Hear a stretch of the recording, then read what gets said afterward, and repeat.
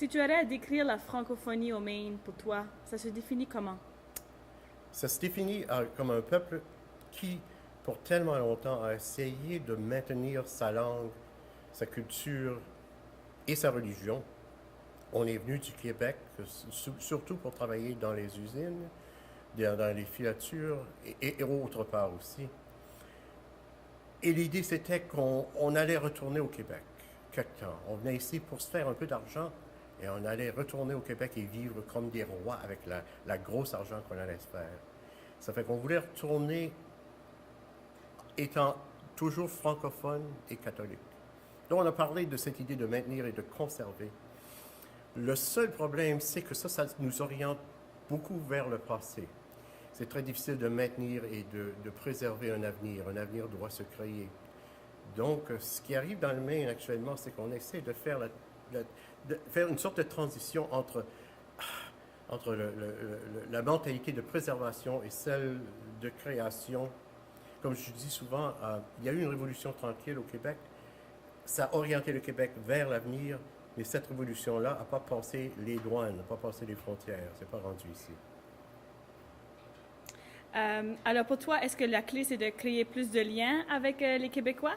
Ça serait de créer plutôt des liens avec d'autres peuples francophones qui vivent en milieu minoritaire.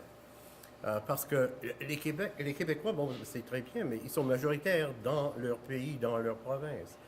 C'est difficile souvent pour les Québécois de comprendre notre situation parce qu'on est minoritaire. Et ça change beaucoup. Donc, je crois que les liens devraient s'établir surtout avec les gens de la Louisiane, du Nouveau-Brunswick, du Manitoba, les François et ces gens-là, parce que ces gens-là nous comprennent, on les comprend. Leur réalité est très proche de la nôtre.